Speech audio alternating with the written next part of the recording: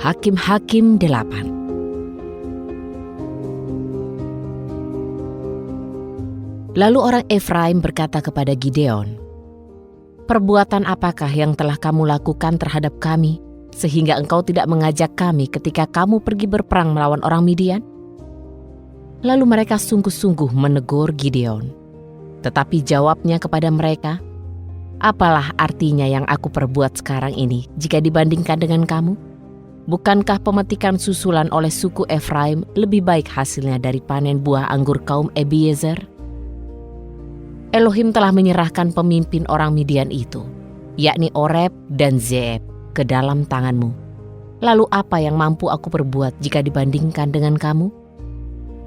Maka amarah mereka terhadapnya menjadi reda setelah ia berkata demikian. Dan sampailah Gideon di sungai Yordan. Ia menyeberang dengan ke-300 orang yang bersama-sama dengannya. Meskipun lelah, ia tetap mengejar. Berkatalah ia kepada orang-orang Sukot, "Tolong berikan beberapa potong roti untuk rakyat yang mengikuti aku ini, karena mereka telah lelah. Dan aku sedang mengejar Zebah dan Salmuna, raja-raja Midian." Namun jawab para pemuka di Sukot itu, "Sudahkah Zebah dan Salmuna itu sekarang dalam tanganmu, sehingga kami harus memberikan roti kepada tentaramu?"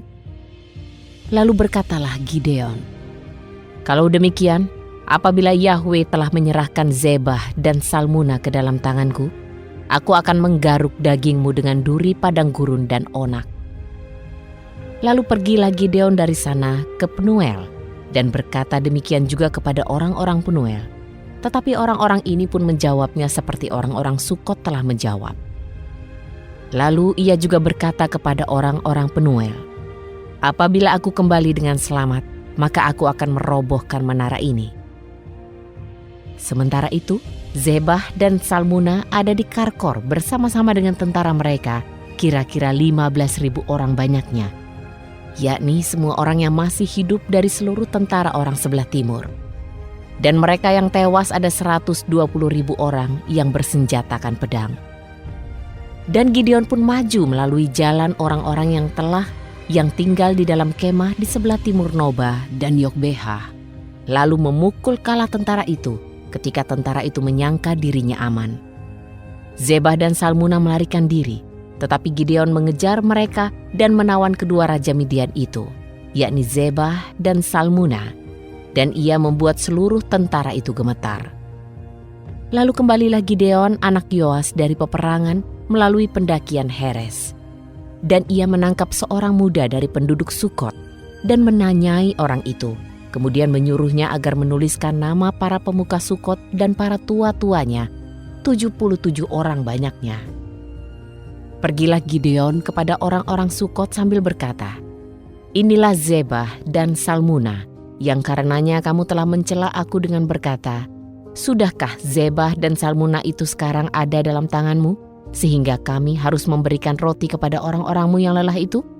Lalu ia mengumpulkan para tua-tua kota itu, mengambil duri padang gurun dan onak, dan menghajar orang-orang Sukot dengannya. Gideon merobohkan menara Penuel dan membunuh orang-orang kota itu. Kemudian bertanyalah ia kepada Zebah dan Salmuna, 'Di manakah orang-orang yang telah kamu bunuh di Tabor itu?' Dan mereka menjawab, 'Seperti engkau, demikianlah mereka masing-masing rupanya seperti anak raja.' Lalu Gideon berkata, 'Mereka adalah saudara-saudaraku, anak-anak ibuku. Demi Yahwe yang hidup, seandainya kamu membiarkan mereka hidup, aku tidak akan membunuh kamu.' Dan Gideon berkata kepada Yeter, anak sulungnya, 'Bangunlah, bunuhlah mereka.' Namun orang muda itu tidak menghunus pedangnya, karena ia takut, sebab ia masih muda.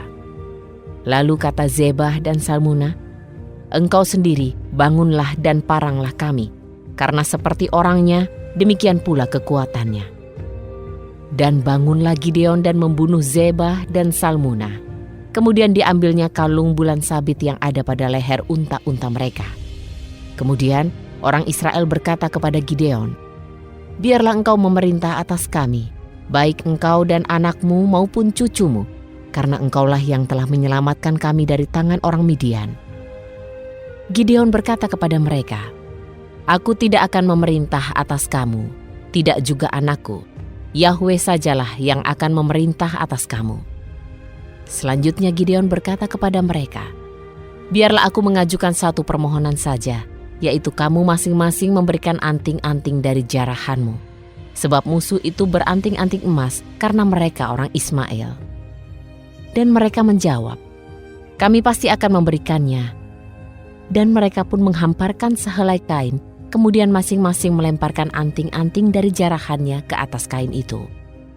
Berat anting-anting emas yang dimintanya itu ada 1.700 shikal emas, belum terhitung perhiasan, anting-anting, dan pakaian kain ungu muda yang dipakai oleh raja-raja Midian, dan belum termasuk kalung rantai yang ada pada leher unta mereka.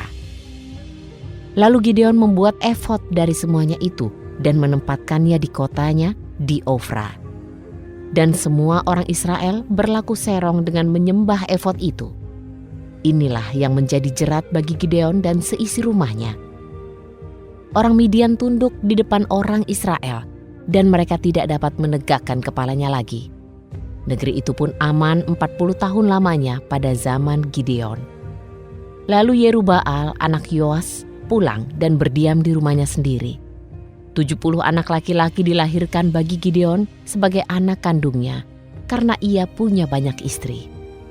Dan gundiknya yang tinggal di Sikem melahirkan seorang anak laki-laki baginya. Lalu ia memberinya nama Abimelek. Gideon anak Yoas mati pada usia yang sangat lanjut dan dikuburkan dalam kubur Yoas ayahnya di Ofra, kota orang Abiezer. Setelah Gideon mati, Bani Israel memberontak dan berbuat serong dengan menyembah para Baal dan membuat Baal Berit menjadi ilah-ilah mereka. Bani Israel tidak ingat kepada Yahwe Elohim mereka yang telah melepaskan mereka dari tangan semua musuh di sekelilingnya.